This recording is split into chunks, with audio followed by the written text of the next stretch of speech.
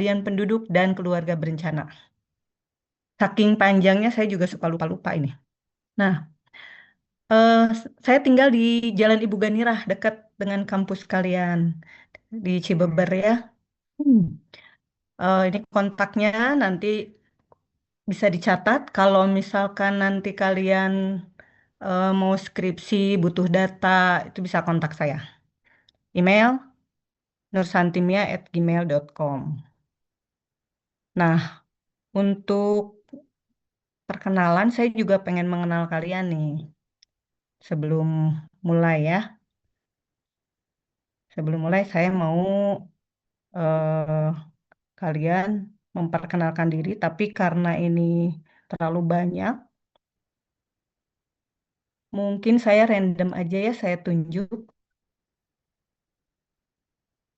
Kalian nanti memperkenalkan diri, sebutkan nama, kemudian asal daerah. Pasti ini banyak yang ngekos ya, banyak dari luar daerah.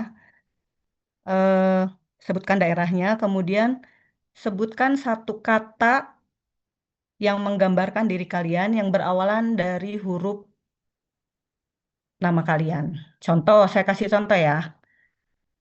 Nama saya Mia, asal dari Cimahi.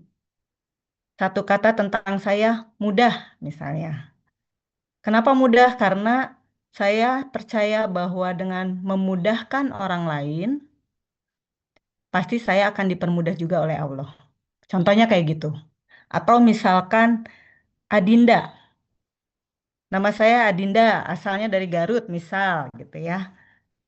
Satu kata tentang saya, asik misalnya. Ya, soalnya saya orangnya asik.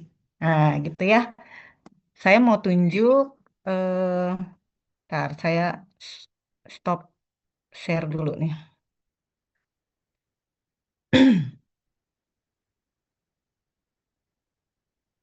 Nah, nanti kalian yang terakhir menunjuk temannya satu orang. Tapi random aja ya, jangan yang sekelas-sekelas. Nanti kalau misalnya yang 3B, jadi 3B semua. Jadi random bisa lintas kelas. Oke, saya mau tunjuk perkenalkan diri eh, Syahidah. Silakan.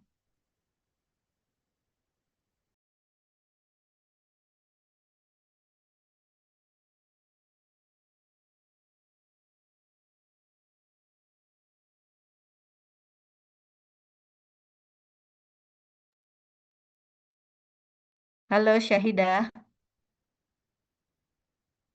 bisa mendengar saya Syahidah dari kelas 3B? Izin Ibu ya.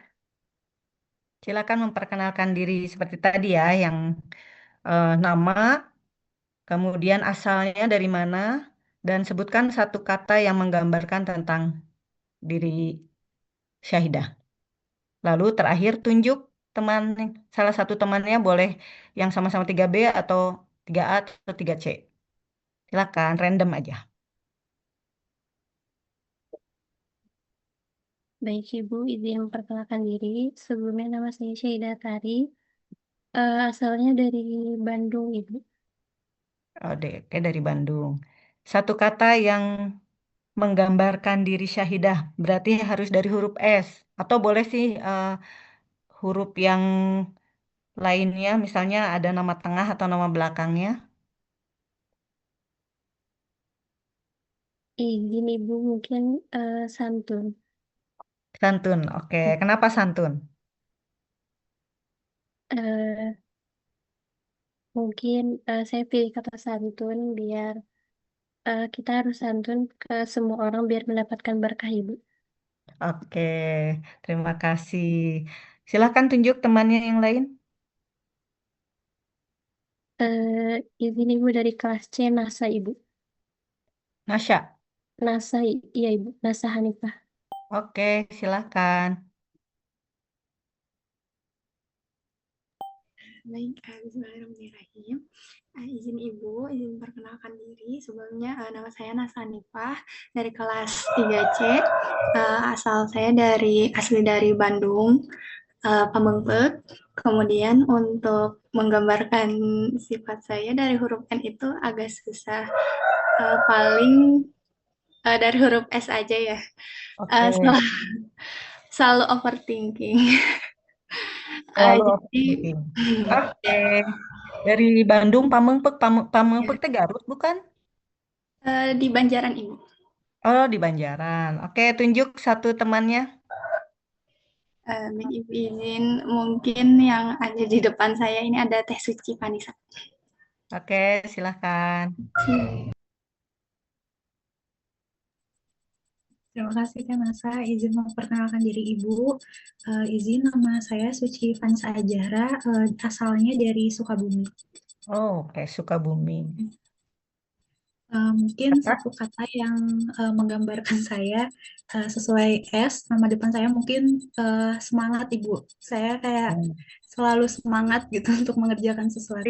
Seperti itu. mantap. Terima Tunjuk kasih. temannya satu lagi. Mungkin Teh Sharon dari kelas 3B.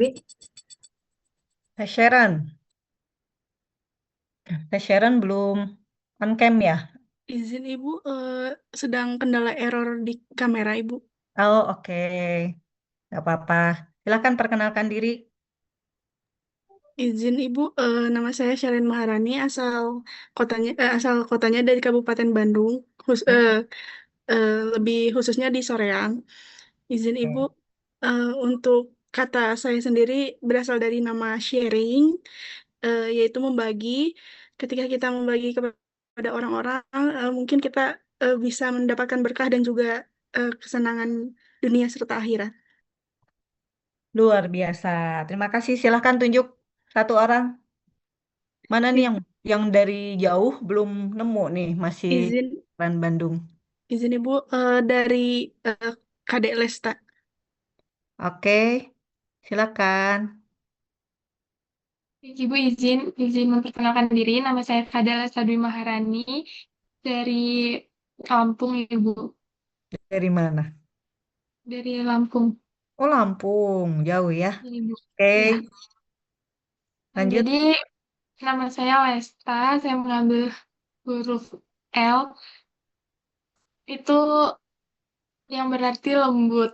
Itu Kenapa lembut? Lemah lembut Em, gitu ya.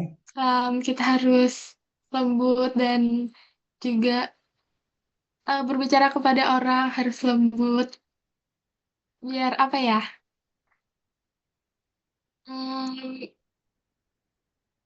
Ya, gitulah pokoknya ya. Tidak ya boleh gitu. kasar gitu ya. Iya. Sip. Izin. Satu orang lagi. Mungkin karena terlalu banyak nggak mungkin satu ya. Kita tunjuk terakhir satu orang lagi. Lesta menunjuk siapa? Eh, izin saya menunjuk dari teh tiga dari tiga A Teh Nanda. Teh Nanda, Mangga, silakan.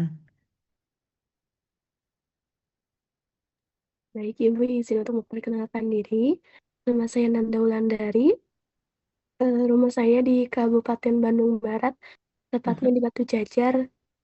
Untuk eh, kata dari nama saya, mungkin karena diawali huruf N, jadi saya memilih kata netral.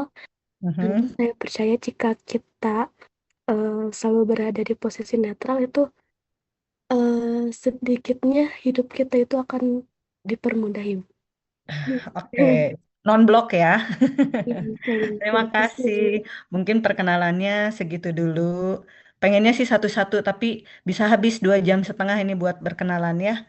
Eh, nah, mungkin saya akan menyampaikan bahwa saya juga diamanati untuk menilai orang-orang yang atau kalian yang aktif ya.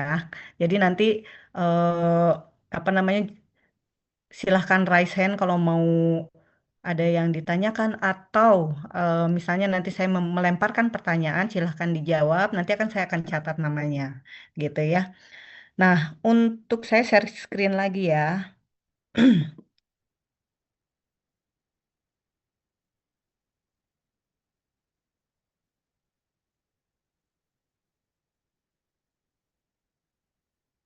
Nah, ini ya materi kita hari ini Yang pertama, sejarah perkembangan KB di Indonesia.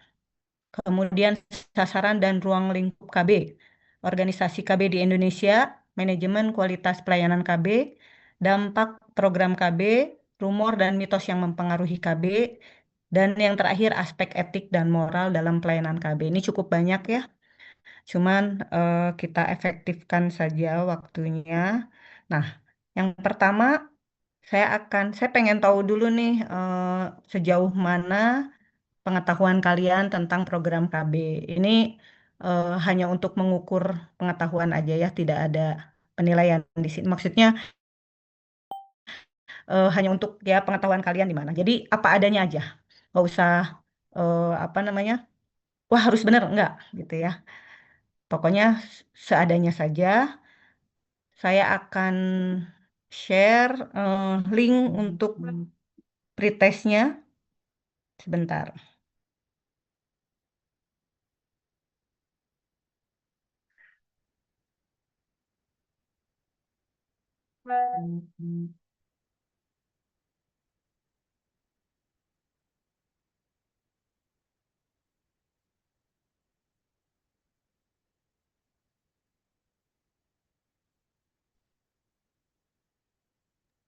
Oke, sudah ada link pretestnya. Silahkan dikerjakan 10 menit ya. Mungkin cukup sampai jam 9, jam 10 lewat 3. Silahkan dikerjakan.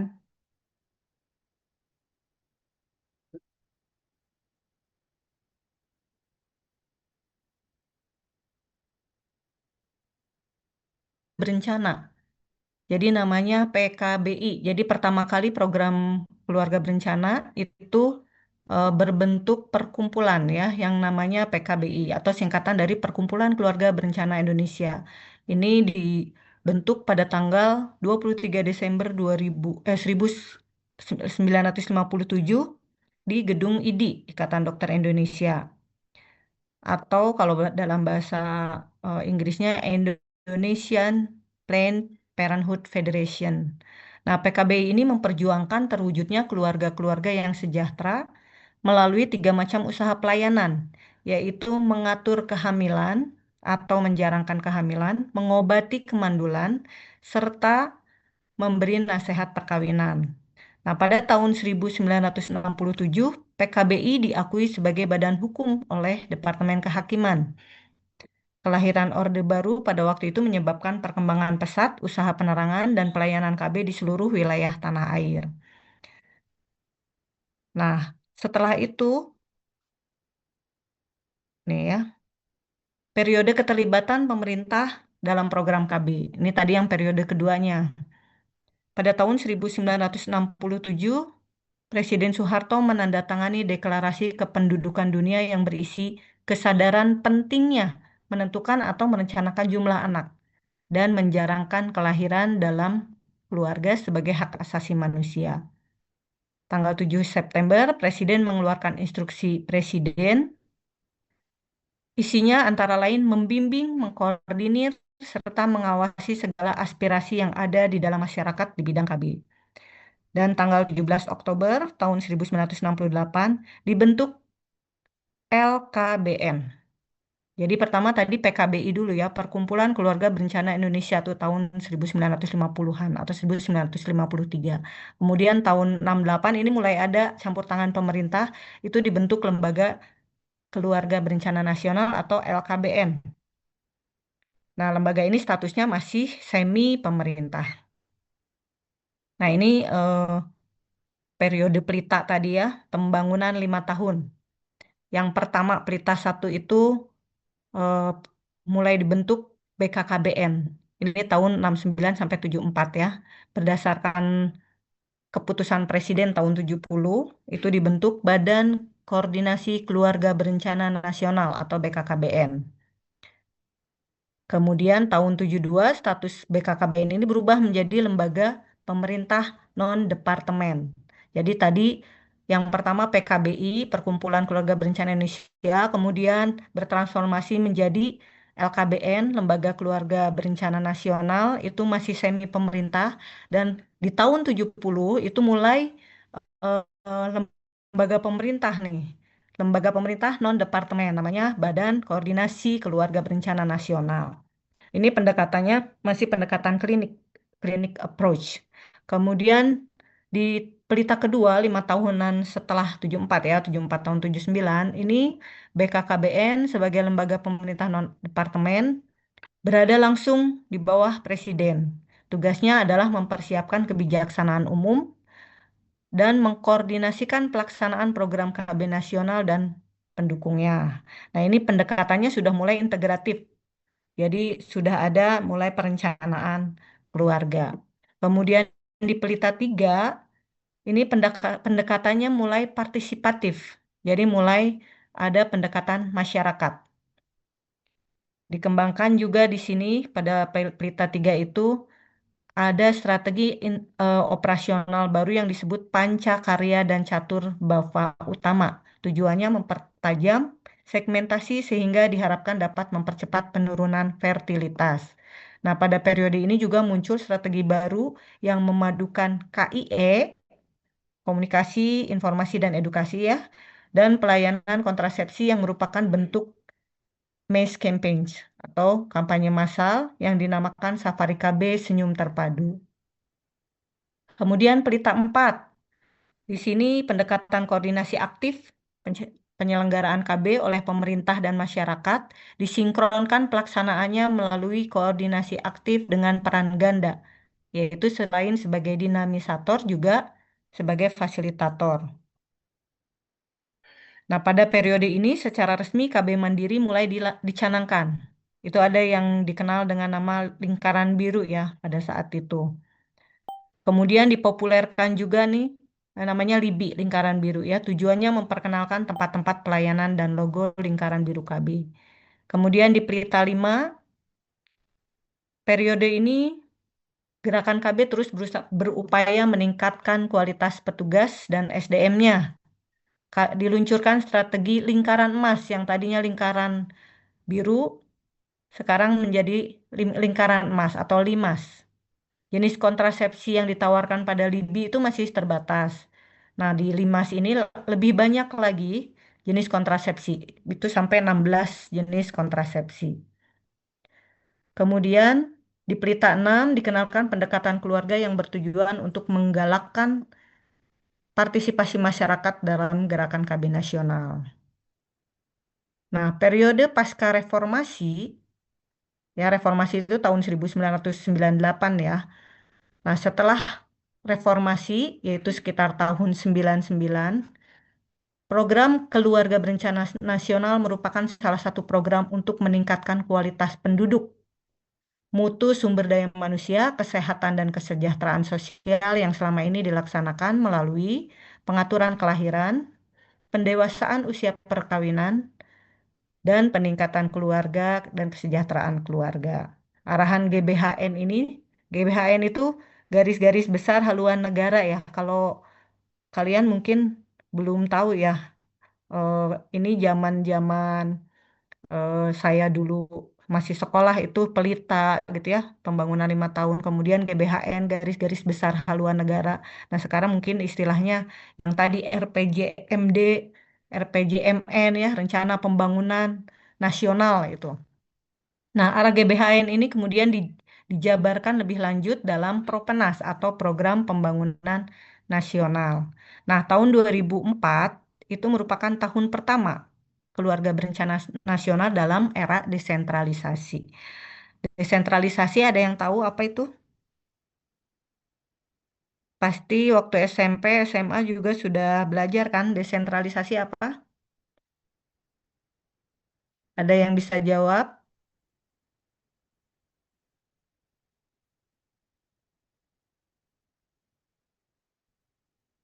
Izin menjawab Ibu. Ya, silahkan Rizky. Kayak penyerahan kekuasaan gitu, bukan Ibu? Penyerahan sebagian kewenangan ya, Ya, yang kewenangan. tadinya semua itu dipegang oleh pusat, eh, dengan adanya desentralisasi itu ada urusan-urusan yang diserahkan ke daerah. Nah, ini program KB ini di 2024 udah mulai diserahkan ke daerah. Gitu maksudnya desentralisasi. Nah, ini kita lihat perkembangan organisasi keluarga berencana dari masa ke masa. Tadi yang sudah saya jelaskan ya, yang pertama PKBI, kemudian ini logonya juga berubah-ubah nih. Awal-awal tuh dulu seperti ini. Kemudian eh, naik kelembagaannya menjadi eh, LKBN, Lembaga Keluarga Berencana Nasional, kemudian berubah lagi bertransformasi menjadi BKKBN, Badan Koordinasi Keluarga Berencana, kemudian bertransformasi lagi sama kesingkatannya BKKBN, tapi kepanjangannya beda, akronimnya beda. Yang awalnya Badan Koordinasi Keluarga Berencana Nasional menjadi Badan Kependudukan dan Keluarga Berencana Nasional. Dan sekarang mulai tahun 2024, BKKBN itu berubah nama menjadi kementerian. Jadi Kementerian Kependudukan dan Pembangunan Keluarga atau Kemenduk Bangga. Jadi sekarang namanya Kemenduk Bangga.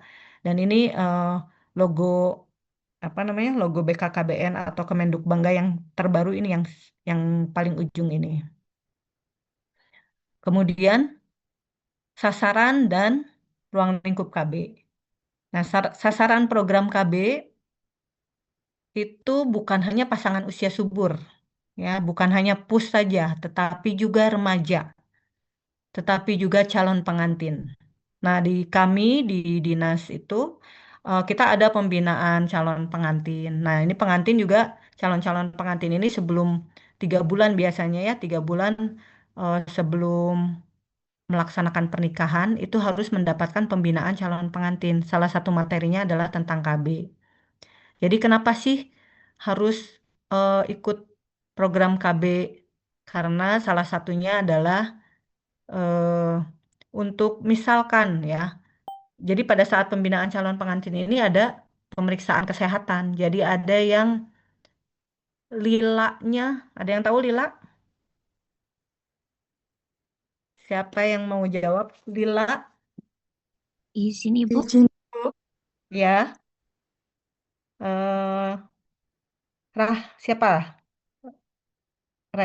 Raisen, siapa yang mau jawab? Boleh langsung unmute aja. Silahkan Aprianti. Apa itu lila? Lingkar lengan atas. Iya, betul. Nah, lingkar lengan atas itu kalau kurang dari 23,5 itu berpotensi untuk melahirkan anak stunting. Ya, ada yang tahu stunting? Raise hand lagi. Apa itu stunting? Ayo, saya catat nih yang aktif. Silahkan Rahmawati. Izin Ibu, stunting itu adalah kondisi gagal tumbuh kembang pada anak Ibu. Gagal tumbuh kembang sehingga menyebabkan jadi Pendek Ibu. pendek ya. Jadi pendek atau tingginya itu tidak eh, apa namanya di bawah standar atau ukuran dari anak-anak seumurnya gitu ya.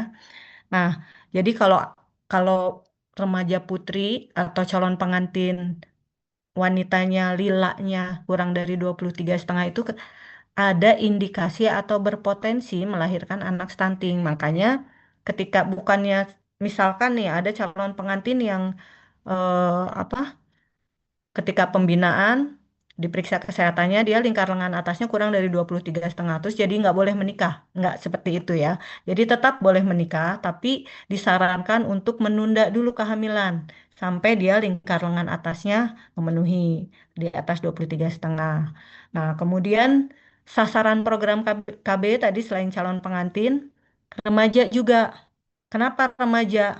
Nah, remaja ini eh, sekarang tuh banyak fenomena pernikahan pernikahan usia anak gitu ya, pernikahan dini atau pernikahan usia anak. Kalau di Undang-Undang Perkawinan itu usia yang boleh menikah perempuan itu 19 tahun, laki-laki 21 tahun. Tapi kalau versi BKKBN itu 21 25 keren gitu. Jadi 21 untuk calon pengantin wanita dan 25 calon pengantin pria. Kenapa beda nih gitu. Nah, kalau di undang-undang tadi 1921 ya, kalau itu dianggap sudah boleh, sudah syah berdasarkan hukum untuk menikah. Tapi kalau BKKBN dia usianya lebih dewasa lagi, 21, 25 ya, 21, 25 keren. Kenapa? Karena sudah memperhitungkan kesiapan baik secara emosional, secara kesehatan fisiknya, kemudian reproduksinya itu sudah siap gitu. Nah, makanya ini perlu ada edukasi juga kepada remaja. Nah, di dinas itu ada yang namanya program generasi berencana. Ya, itu biasanya kalau di sekolah-sekolah eh, diturunkannya itu dengan ekstrakurikuler ya di SMP dan SMA itu namanya PIKR. Oh, mungkin di kuliah juga ada ya PIKR. Bukan PIKR ya, PIKR karena PIKR itu singkatannya dari bahasa Indonesia. Jadi Pusat Informasi Konseling Remaja. Nah, itu biasanya materi-materi di ekskul PIKR itu eh, terkait dengan pendewasaan usia pernikahan. eh, Ya seperti inilah. Jadi apa namanya? Edukasi kepada remaja yang kaitannya dengan nantinya membangun keluarga yang berkualitas gitu. Kemudian itu tadi sasarannya ya. Jadi sasarannya itu bukan hanya pasangan usia subur, tetapi juga remaja dan calon pengantin. Kemudian ruang lingkup program KB. Nah, ini ruang lingkupnya ada KB dan kesehatan reproduksi, kemudian ada juga pendidikan dan konseling, ketahanan dan pemberdayaan keluarga, kesehatan, pengendalian penduduk, juga kegiatan lintas sektoral. Nah, transformasi menuju Bangga Kencana. Apa itu Bangga Kencana? Nah, kalau kalau kita selintas gitu ya Bangga Kencana itu kayaknya oh sepertinya kayak kereta kencana gitu ya. Nah, Bangga Kencana itu adalah brandingnya BKKBN atau Kemenduk Bangga. Jadi Bangga Kencana itu singkatan dari pembangunan keluarga, kependudukan, dan keluarga berencana. Jadi ini kaitannya KB itu ke pembangunan keluarga juga. Nah, perubahan paradigma program KB nih. Kalau awal-awal program KB ada tadi, itu masih eh, berfokus pada pengendalian jumlah penduduk. Tapi saat ini sudah fokusnya adalah pembangunan keluarga berkualitas secara menyeluruh. Jadi ada perubahan paradigma ya. Jadi program KB ini bukan hanya untuk mengendalikan jumlah penduduk tujuannya. Yang sekarang itu sudah ke pembangunan keluarga berkualitas secara menyeluruh.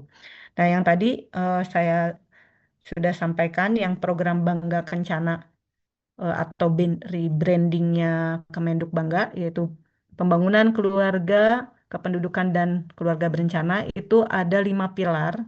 Yang pertama, pengendalian kuantitas penduduk, pengendalian kualitas penduduk, jadi bukan hanya kuantitasnya aja ya, tapi kualitasnya juga. Kemudian pembangunan keluarga, penataan persebaran dan pengarahan mobilitas penduduk, dan yang terakhir penataan administrasi kependudukan. Ini 5 pilar yang ada dalam branding Bangga Kencana. Nah, sekarang tadi udah ada yang menjelaskan stunting ya. Stunting itu gagal tumbuh atau biasanya disebabkan karena kekurangan gizi. Apa korelasinya program KB dengan stunting? Coba siapa yang mau menyampaikan pendapatnya? Silakan raise hand. Ada nggak kaitannya? Ada nggak hubungannya program KB dengan stunting? Jangan takut salah ya. Jadi pendapat aja. Silakan Keisa 3C. Baik Ibu, terima kasih izin menjawab.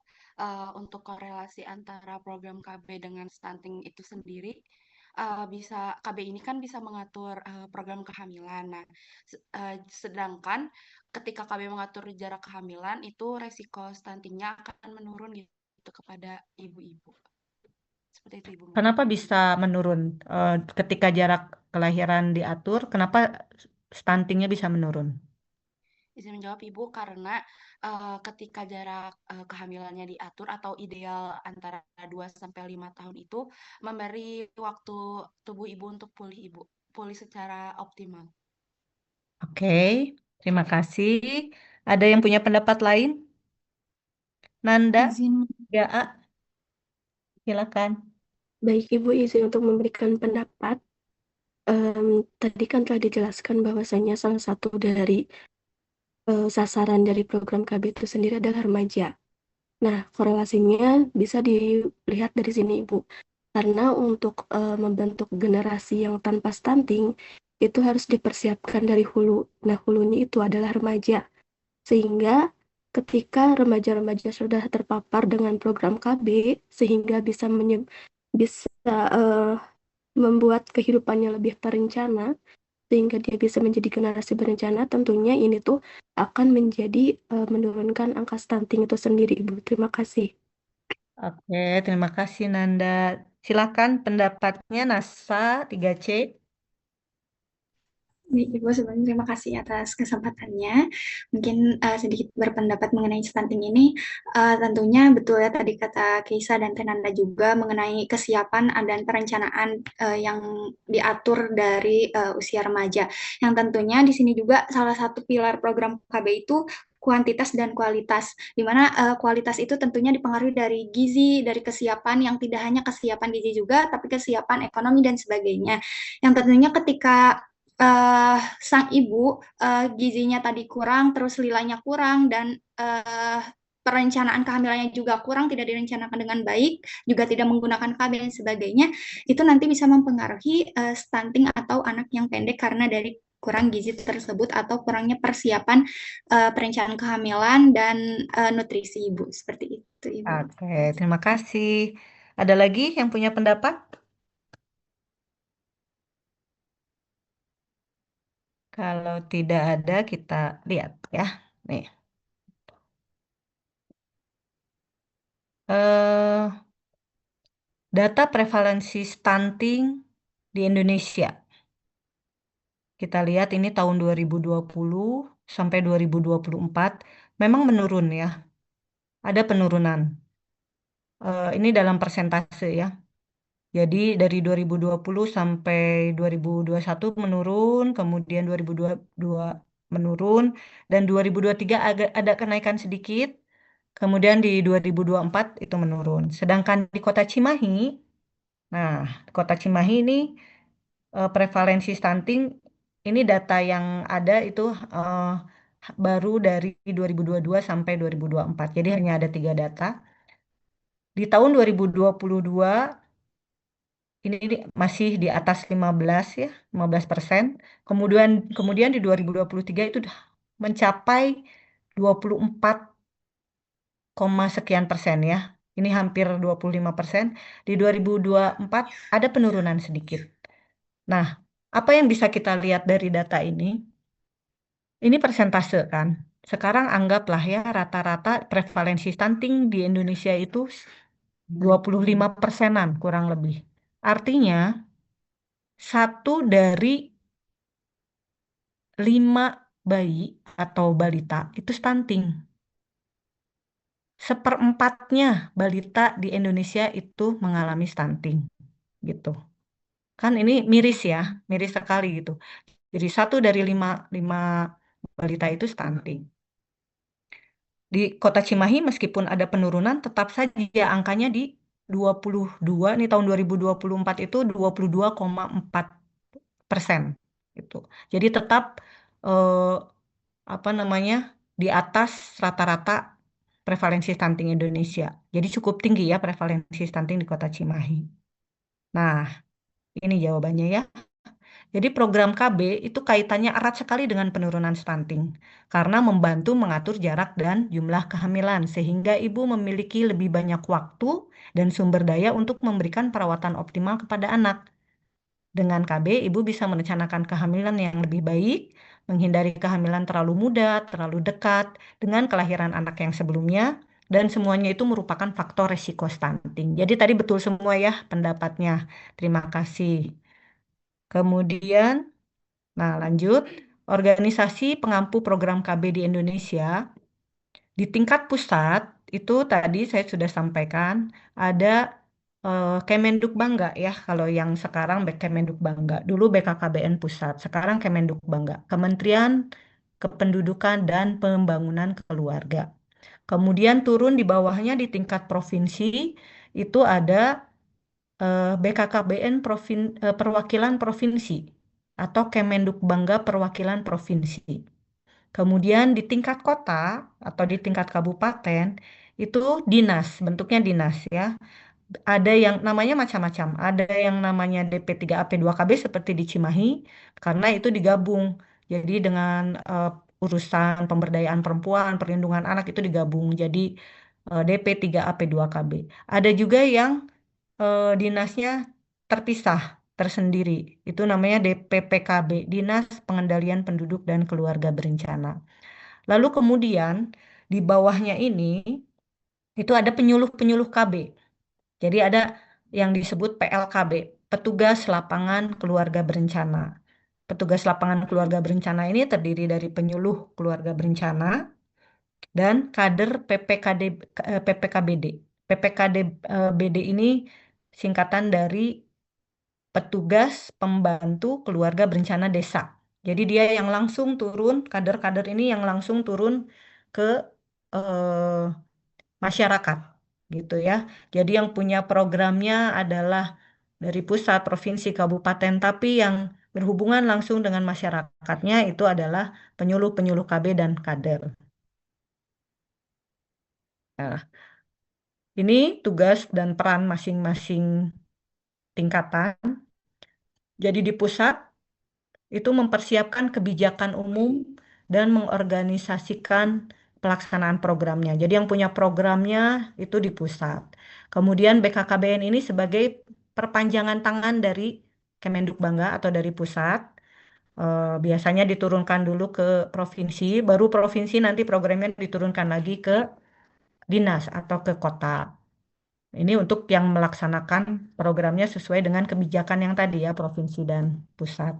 Nah, PLKB tadi yang saya sudah sebutkan tadi, PLKB itu ya petugas lapangan keluarga berencana atau PKB itu petugas yang di lapangan, yang tugasnya di lapangan mengelola program keluarga berencana dan pembangunan keluarga. Sementara kader PPKBD, petugas pembantu keluarga berencana desa itu kader masyarakat. Jadi ini masyarakat kalau penyuluh KB dia biasanya ASN ya.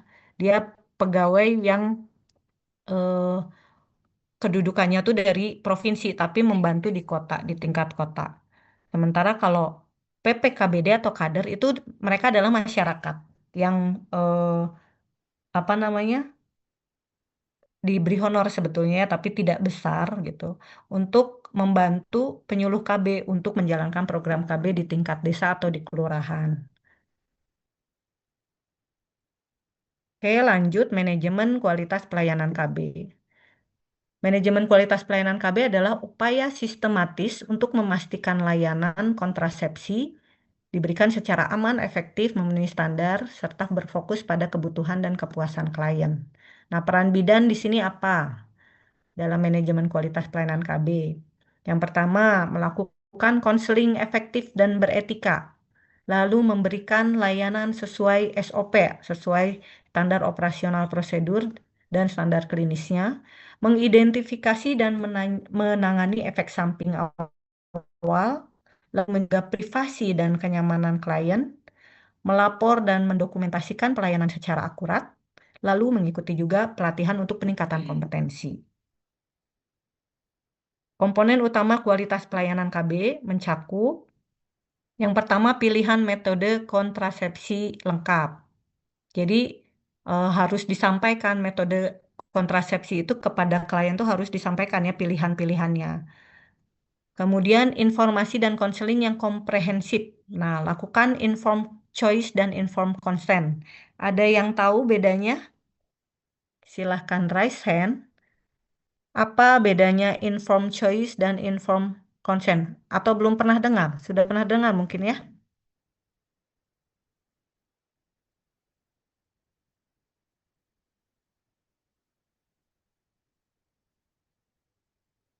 Tidak ada yang tahu?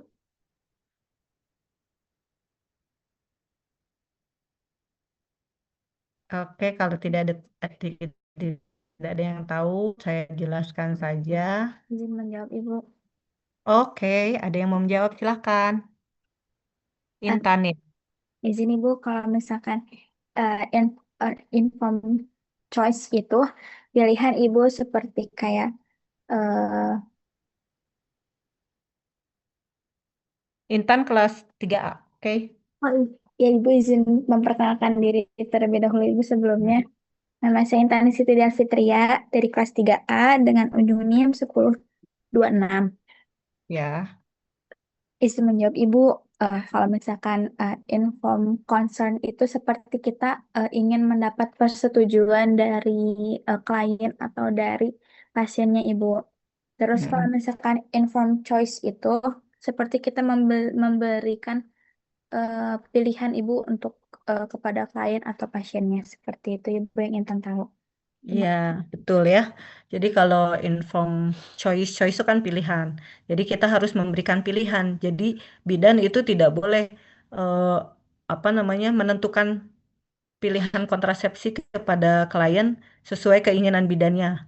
Misalnya, udah Bu, IUD aja, gitu ya. Tapi itu harus memberikan informasi tentang pilihan-pilihan yang bisa si ibu itu pilih atau klien pilih ya. Kemudian kalau inform consent itu betul persetujuan sadar ya, persetujuan atas keinginan sendiri eh, si klien ini memilih jenis kontrasepsinya gitu betul.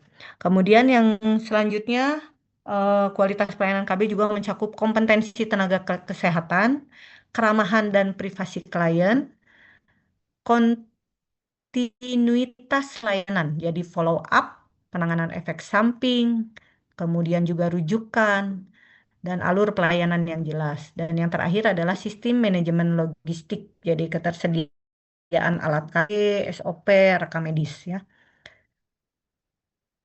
Prinsip hak reproduksi dalam pelayanan KB itu ada 5. Yang pertama itu otonomi. Tadi ya, klien itu harus membuat keputusannya sendiri. Yang kedua, non-discrimination, tidak membeda-bedakan. Jadi misalkan, eh, ini pejabat diduluin gitu ya. Atau, ini dia hanya asisten rumah tangga, nanti aja gitu. Nggak bisa seperti itu ya. Jadi non-discrimination. Lalu, privasi dan confidentiality. Data dan kondisi pasien harus dirahasiakan. Prinsip berikutnya yang keempat, informed choice dan informed consent yang tadi. Kemudian yang kelimanya, safety atau keamanan. Tantangan kualitas pelayanan KB di lapangan. Nah ini keterbatasan SDM terlatih dalam pemasangan MKJP, metode kontrasepsi jangka panjang. Ini memang masih kurang ya, di Kota Cimahi juga masih kurang. Lalu kemudian adanya tekanan program. Nah ini memang betul ya, bahwa kita di dinas itu di tingkat kota itu mempunyai target. Target ini ditentukan oleh pusat atau oleh provinsi. Contohnya eh, KBPP, apa namanya program KBPP ini keluarga berencana pasca persalinan itu kita diberi target dalam 1 tahun itu 1.000 sekian. Sementara capaiannya ini soalnya baru dibahas juga kemarin ya. Capaiannya hanya 59 di Kota Cimahi ya. Jauh banget ya. Jadi targetnya 1.000 sekian, ini capaian hanya 59. Kenapa? Karena memang inilah eh, apa namanya peran bidan ya, terutama TPMB ini eh, bidan praktek swasta itu eh, harus juga turut mengedukasi, memberikan KIE kepada masyarakat atau kliennya yang datang ke tempat prakteknya mengenai KBPP ini. Nah, ada yang tahu? Silahkan raise hand. KBPP ini, yang disebut KBPP itu sampai batasan waktunya kapan?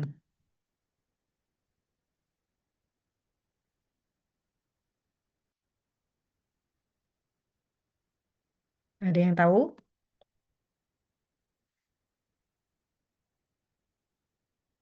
Jadi disebut pasca persalinan itu sampai batas berapa hari atau berapa minggu setelah si ibu melahirkan.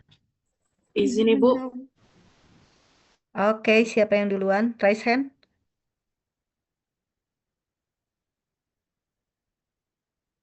Siapa tadi ada yang mau menjawab? Izin menjawab Ibu. Ya, Nabila 3B silahkan. Harinya itu masa nifas itu 40 hari Ibu. Mm-mm. Berarti KBPP 40 hari. Ya. Jadi KBPP itu kalau di BKKBN itu dihitungnya 42 hari. 42 hari. Jadi kalau batas sebelum sampai dengan 42 hari itu masih masuknya KBPP. Nah, ini jadi peran bidan untuk menyampaikan kepada misalkan ada pasien yang melahirkan di TPMB-nya itu harus diedukasi bahwa apa ada program KB yang sebelum 42 hari itu masuknya KBPP ya. Tapi kalau dia sudah di atas 42 hari berarti dia masuknya bukan KBPP. Nah, kenapa capaian di Kota Cimahi ini sangat rendah? Sementara target yang 1000 sekian, tapi kita target apa capaian hanya 59, yaitu jadi kurang edukasi dari bidan-bidan, terutama bidan yang mempunyai praktek sendiri gitu. Nah, kemudian eh, bias petugas ya, misalnya nih ada petugas yang membatasi metode untuk remaja. Kemudian stigma dan mitos KB juga banyak gitu ya, ini tantangan juga. Kemudian sarana logistik yang tidak memadai. Maksudnya alat ininya ya, alat kontrasepsinya. Kalau dari dinas itu alat kontrasepsi itu kita dipasok. Jadi di drop atau diberi dari provinsi secara gratis ya. Jadi pelayanan KB itu sebetulnya gratis kalau kita yang memang di puskesmas gitu atau kita sering mengadakan gebiar juga ya. Jadi dinas itu suka mengadakan gebiar mungkin dalam 1 tahun itu sekitar 8 sampai 10 kali ada gebiar momentum. Misalkan momentum Hari Kemerdekaan itu kita pasti ada gebiar pelayanan KB itu gratis. Sampai ke MOP, MOW pun gratis gitu.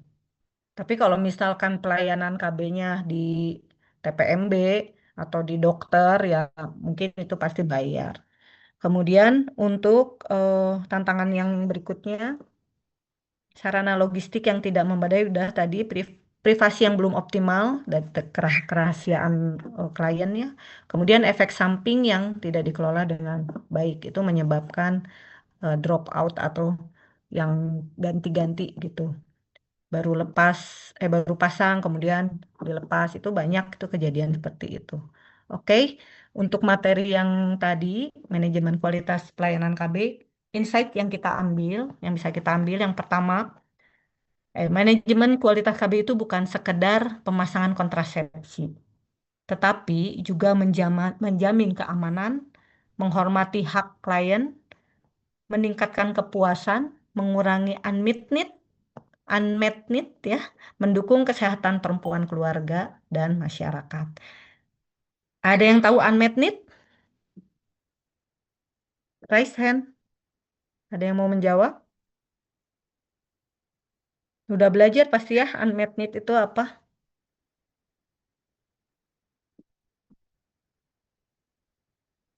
Ada yang mau menyampaikan pendapatnya?